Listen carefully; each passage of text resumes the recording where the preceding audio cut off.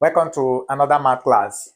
We want to solve for the value of t in this challenge here. The question is t to the power of 3 equal to 2 to the power of minus 3 all over 2t.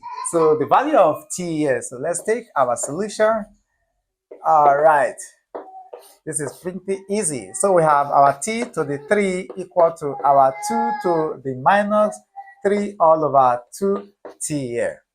Now, the first thing we're going to do here is to move all the quantity having x to the left-hand side and also move the ones that are constant to the other side of the equation.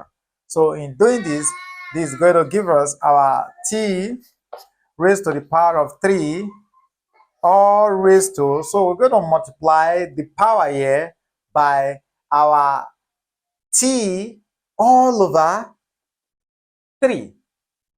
Okay, so this is going to give us our t all over 3 times this one. There we equally multiply same thing by this, so we have 2 to minus 3 all over 2t all raised to our t all over 3. Simple, right?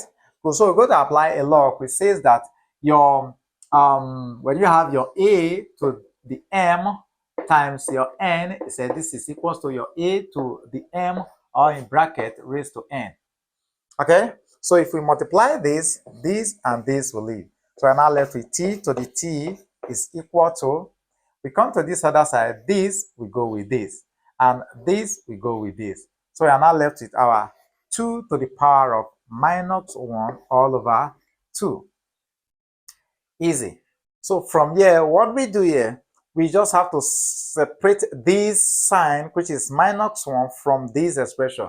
So we can have this to be our t to the t is equal to 2 to the minus 1 all raised to our 1 all over 2. Let's continue here. Now, we can rewrite this, yeah? So if we apply the rule, which says that if you have your a to the power of minus 1, this is equal to 1 all over a to the positive 1. So we can rewrite this. So this is going to give us our t to the t. This is equal to our 1 all over 2 further raised to 1 all over 2. 2 here, please. Okay, so we are having t to itself and we're having 1 all over 2 to itself. So by comparison, or by comparing, it means that t is equal to our 1 all over 2. So this is the value of t that satisfies this equation. And if you put in 1 all over 2, I've done that already, and it satisfies the original equation. Thank you for being there. Drop your question in the comment section. See you in our next class.